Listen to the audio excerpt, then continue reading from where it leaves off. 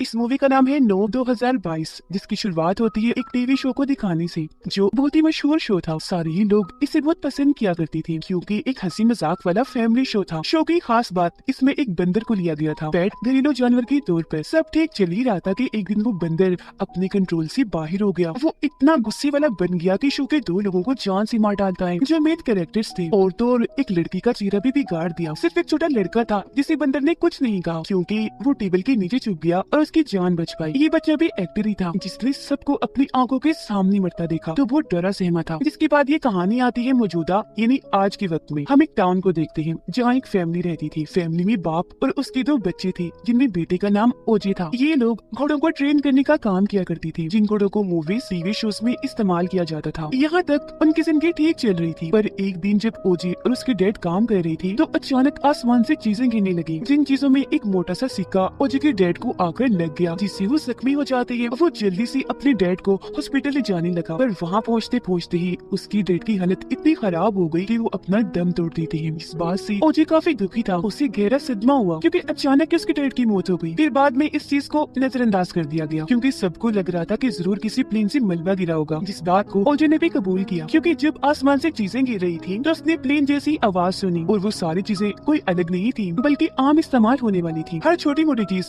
जो अक्सर लोगों की जेबों में होती है, जैसे कि वो सिक्का ही देख ले जो उसके डैड को लगा। खैर अब आज से कुछ 6 महीने गुजर गए, जिसके बाद से ओजे परेशान रहने लगा क्योंकि सारी जिम्मेदारी उसके सर पर आ गई और अब उसे ही अपनी फैमिली का ये बिजनेस संभालना था। ओजे एक प्रोजेक्ट पर आता है। वो अपने साथ अपना सबसे खास घोड़ा भी लाया था क्योंकि आज यहाँ टीवी कमर्शियल एड्स की शूटिंग होने वाली थी। इसी दिन ओजे की बहन भी आ गई जिसकी दिलचस्पी मूवीज की फील्ड में काफी ज्यादा थी और वो इसी में ही अपना नाम बनाना चाहती थी। खैर जैसे उनकी शूटिंग शुरू होती है, घोड़ा टांग मार देता है। कोशिश करने पर भी किसी के काबू आ ही नहीं रहा था, जिस बात से ओजे को इस प्रोजेक्ट से निकाल दिया जाता है क्योंकि उसके डैड पहले ही काम किया करती थी, जो चीज अब ओजे के लिए मुश्किल थी। किसी को भी उस पर भरोसा नहीं था। तो नाकाम होकर ओजे और उसकी बहन घर वापस आ रही थी। उसकी बहन का नाम एमी था। अब से पहले वो ओजे के साथ नहीं रहती थी, लेकिन अब वो साथ रहने का फैसला करती है क्योंकि जब से उनके डैड की मौत हुई उनका बिजनेस ठीक से नहीं चल रहा था, जिस पर मेहनत करके अभी दोबारा ठीक करना चाहती थी। हालात इतने खराब हो गए कि ओजे ने अपने कुछ घोड़े भी बेच दिए और जिस आदमी ने घोड़े खरीदे वो एक फैमिली पार्क का मालिक था, जो और कोई नहीं बल्कि वही एक्टर, वही बच्चा है जिसे हमने शुरुआत में देखा था, यानी जिसे बंदर ने छोड़ दिया था। एक्टिंग फिलहाल छोड़कर उसने ये पार्क बना लिया था। ये दोनों बहन भाई फिर इस एक्टर के ऑफिस आती हैं क्योंकि ओजे उसे अपना सबसे खास घोड़ा बेचने की बात करने आया था। यहाँ पर एमी उस टीवी शो की तस्वीरें और सामान पड़ा देख लेती है, जो सब कुछ उसे काफी पसंद आया। तब एक्टर उसे इस शो और उस हादसे के बारे में बताता है। अब घोड़ा बेचने के बाद शाम ये घर आती है तो एमी म्यूजिक लगाकर डांस कर रही थी, जबकि ओजे बाहर घोड़ों को देखने गया। एक घोड़ा वो जैसे ही खोलता है, घोड़ा काफी डर गया, फौरन वहाँ से भाग जाता है और तभी घर की लाइट्स भी जलने बुझने लगी। दोबारा से ओजे को आसमान से अजीब तरह की आवाजें आने लगी, लेकिन इस बार वो आसमान में अजीब सी उड़ती हुई चीज भी देख लेता है, जो पलक झपकते ही बादलों में गायब हो जाती है। कुछ देर बाद जब लाइट वापस आई तो ओजे भी घर आ जाता है। उसकी बहन पूछती है वो क्या चीज थी, पता चला कुछ, और वो घोड़ा कहाँ पर भाग कर गया। जिस बारे में सोच कर ओजे और उसकी बहन कैमरा की रिकॉर्डिंग को चेक करने लगी, पर उन्हें ठीक से कुछ भी नहीं दिखा। वो फिर अपनी बहन को बताता है कि डैड पर आसमान से कुछ गिरा था, जिस वजह से वो जख्मी हुए थे और उनकी मौत हुई। और उस वक्त आसमान से आवाजें आ रही थी, जो आवाजें मैंने आज भी सुनी। यहाँ तक कि आज तो मैंने आसमान में कोई अजीब सी चीज देखी भी है। जो सुनकर उसकी बहन थोड़ी हैरान रह गई क्योंकि उसे लग रहा था कि ओजे शायद किसी एलियन स्पेसशिप की बात कर रहा है। अब अगले दिन ये दोनों बहन भाई मार्केट जाते हैं खास किस्म के कैमरास खरीदने के लिए, ऐसे कैमरास जो बिजली जाने पर भी बंद ना हो और इनके पास रिकॉर्ड हो, जिसे देखकर ये पता लगवा ले कि वो चीज क्या हो सकती है, क्योंकि इन्हें वो चीज दोबारा नजर आने का यकीन था। इस स्टोर में इनकी मुलाकात एक मैकेनिक से हुई। वो जब इनके घर आता है कैमरास लगाने तो ये देखकर काफी हैरान रह गया कि ओजे सारे कैमरास आसमान की तरफ लगवा रहा है। रुख आसमान की तरफ था तो उसे शक हुआ। दोपहर को एमी पार्क से घोड़े का एक स्टैचू चुरा कर लाती है और उसे अपने घर के बाहर लगा देती है, क्योंकि वो सोच रही थी कि अगर आसमान में उड़ने वाली वो चीज जिंदा चीजों का शिकार कर रही है तो वो इसे भी जानवर समझकर उठा लेगी।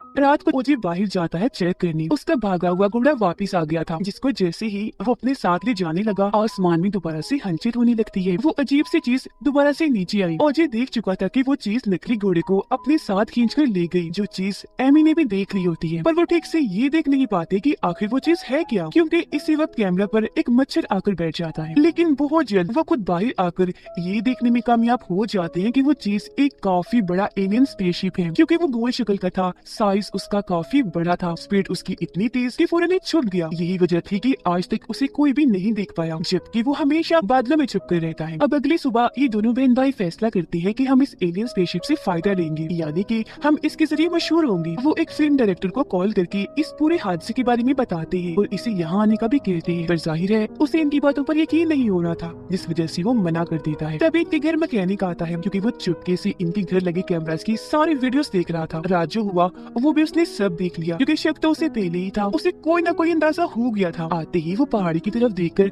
हैरत से यही कहने लगा, ओह माय गॉड, ये तो सच है। जिसके बाद वो ओजी और एमी से पूछता है, मेरे ख्याल से तुम अभी भी नहीं समझ पाए है ना। उनके इनकार करने पर मैकेनिक उन्हें एक वीडियो दिखाता है जिसमें पहाड़ी के ऊपर बना बादल बिल्कुल भी नहीं हिल रहा था, जिसका मतलब था कि पिछले इतने अरसे से वो एलियन स्पेसशिप वहाँ बादलों में छुप कर रह रहा है। वो फिर यहाँ एक राज खोलता है, कहता है कि वो दरअसल एलियन स्पेसशिप नहीं है, बल्कि वो एक एलियन ही है। हमें वो एलियन स्पेसशिप उसके साइज और गोल शक्ल की वजह से लगा। एमी पूछती है कि हमारे पास कैमरास की वीडियोस भी है, एलियन के होने का सबूत भी, तो क्या ये चीज हम दुनिया को नहीं दिखा सकते? तो मैकेनिक ये कहकर मना कर देता है कि नहीं, कोई भी इस बात पर यकीन नहीं करेगा, क्योंकि मैंने इंटरनेट पर अक्सर इस तरह के कुदरती बदलाव देखे हैं। लोगों को भी यही लगेगा कि शायद ये कुदरत की कोई तब्दीली है, सब हमारा मजाक बनाएंगे। अगर हम इस एलियन के बारे में दुनिया को बताना चाहते हैं तो हमारे पास कोई पक्का ठोस सबूत होना चाहिए। उधर एक्टर के पार्क में आज शो होने वाला था, जिसमें काफी सारे लोग आए हुए थे। शो की शुरुआत जैसे ही हुई, आसमान में दोबारा से हलचल होने लगती है, तेज हवाएं चलना शुरू हो गई। सारे लोग आराम से बैठे रहे, क्योंकि उन्हें लग रहा था कि ये चीज भी शो का ही हिस्सा है। पर हकीकत तो ये थी कि वो एलियन बड़ी तेजी से इन लोगों की तरफ बढ़ रहा था। फिर थोड़ा पास आकर सब लोगों पर हमला करके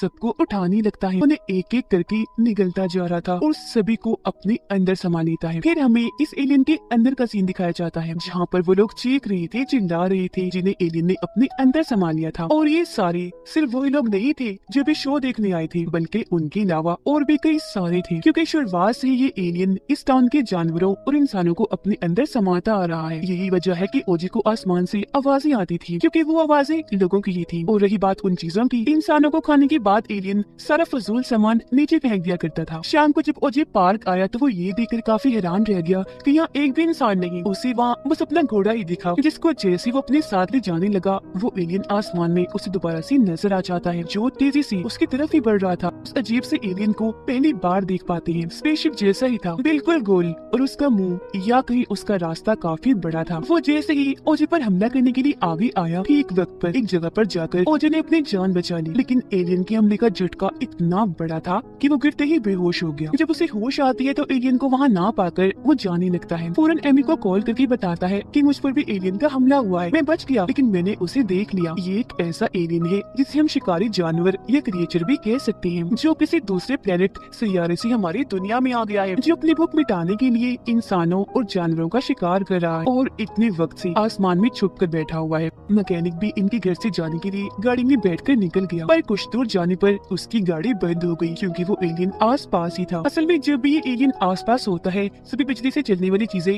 काम करना बंद कर देती है। यही वजह थी कि कैमरास ने भी काम करना बंद कर दिया था और अक्सर इनके घर की लाइट्स भी जल बुझ रही थी। तो डरते हुए मैकेनिक वापस घर आ जाता है और कुछ ही देर में इन्हें घर के ऊपर से डरावनी सी आवाजें सुनाई देने लगती है, जो आवाजें एलियन के अंदर चीख रहे लोगों की थी, क्योंकि वो उन्हें मार मार कर हजम कर रहा था। वो फिर सब लोगों की चीजें भी नीचे गिराने लगता है, लोगों को बेरहमी से मार मार कर खा रहा था। इसीलिए वहाँ खून की बारिश होने लगी और ये चीज एमी और मैकेनिक को काफी डरा देती है।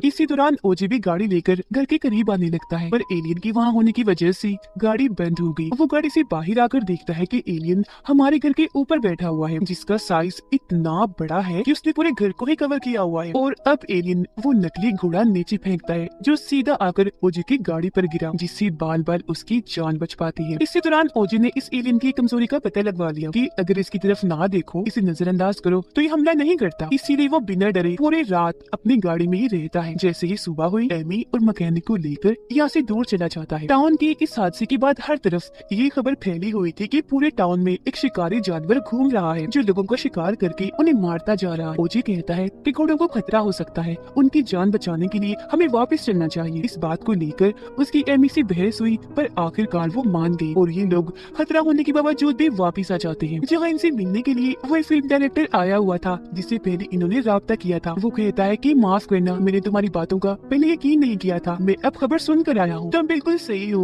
और अब मैं तुम्हारा साथ दूंगा। इस पूरी जगह की वीडियो एक फिल्म शूटिंग की तरह बनाऊंगा, जिस मकसद के लिए वो अपने साथ खास किस्म का कैमरा भी लाया हुआ था जो बैटरी से नहीं चलता था। मतलब अब अगर एलियन इनके पास आया भी तो ये कैमरा बंद नहीं होगा और ये लोग हर हाल में उसकी वीडियो बना पाएंगे, जो चीज दुनिया को दिखाने के लिए बहुत बड़ी साबित होगी। ये लोग पूरा प्लान बना लेते हैं। फिल्म डायरेक्टर पूछता है कि हम एलियन को अब बादलों से बाहर कैसे लाएं, जबकि सारी तैयारियां हो गई हैं। कहता है कि हमें एक घोड़े को चारे के तौर पर इस्तेमाल करना चाहिए, क्या ख्याल है? जिस पर मैकेनिक मना कर देता है कि नहीं, हम किसी भी जिंदा चीज की कुर्बानी नहीं देंगे। ओजे डायरेक्टर को कहता है कि एलियन को मैं बाहर लाऊंगा, तुम बस तैयार रहना, अपना काम करना। और वो एक जानवर ही तो है, हर जानवर के अपने अपने असूल होते हैं। उसके भी हैं जो मैं जान गया हूँ, और ये भी कि उसे क्या खाना पसंद है क्या नहीं, और उसके हमले से कैसे बचना है, जिसके मुताबिक अब ये लोग अपना पूरा प्लान बनाते हैं, जिस मकसद के लिए वो एक तरह का ट्रैप जाल बिछाते हैं। पर इनका मकसद उससे लड़ना, उसे मारना नहीं था, बस ये उसकी साफ सी क्लियर सी वीडियो बनाना चाहते थे, दुनिया को सबूत के तौर पर दिखाने के लिए। क्योंकि एक बार अगर लोगों को उसका पता चल गया तो बड़ी तादाद में लोग यहाँ आना शुरू कर देंगे। इन लोगों को फिर फायदा होगा और ये मशहूर भी हो जाएंगे। अब ओजे घोड़े पर बैठ जाता है, साइड में डायरेक्टर और मैकेनिक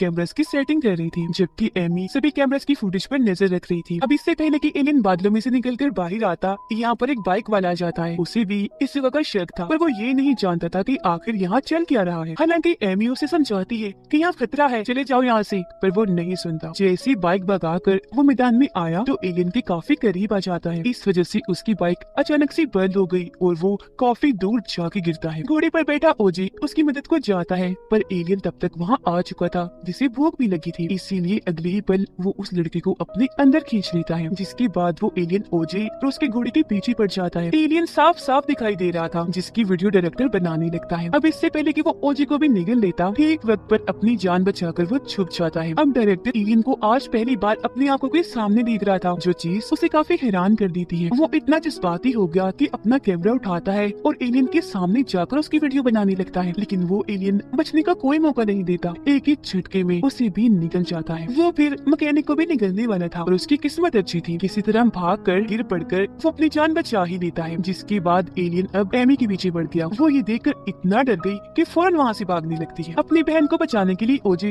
एलियन का ध्यान भटकाकर उसे अपने पीछे लगा लेता है। एलियन अब ओजे के बिल्कुल सामने था, जो अपनी गोल शक्ल बदलकर अजीब तरह का रूप ले लेता है। उसका ये रूप किसी एयर बैलून जैसा लग रहा था, यानी हवा में उड़ने वाला कोई बड़ा सा गुब्बारा, पर ये साइज भी इतना बड़ा था कि सब उसके सामने बहुत ही छोटा लग रहा था। एमी को भागने का मौका मिल गया। वो बाइक लेकर पार्क तक आने में कामयाब हो जाती है। एलियन भी उसे देखकर पीछे पीछे आ रहा था। सबूत वाला कैमरा तो डायरेक्टर के साथ ही एलियन के पेट में जा चुका था, इसीलिए एमी को एक आइडिया आया। वो पार्क में आकर एक एयर बैलून को हवा में उड़ा देती है, ताकि उसे देखकर एलियन यहाँ पर आ जाए। और जैसे एलियन यहाँ आया, एक कुएं में लगे कैमरा के जरिए उसकी वीडियो रिकॉर्ड होने लगती है। अब उस एयर बैलून में हवा और गैस थी, जिससे एलियन कोई जिंदा चीज समझकर निकल जाता है। उसके पेट में जैसे ही गैस और हवा का धमाका हुआ, उसके साथ ही एलियन भी फट जाता है। एलियन मरने वाला था, पर उसकी आखिरी टाइम की वीडियो भी एमी ने आखिरकार बना ही ली। फिर एमी जैसे ही उठती है, वो ओजे को जिंदा देखकर बहुत खुश हो जाती है। बच गई, क्योंकि वो आखिरी टाइम तक डट कर खड़े रही। उन्होंने एलियन का सामना किया और उनकी हिम्मत की वजह से ही एलियन का खात्मा हो पाया।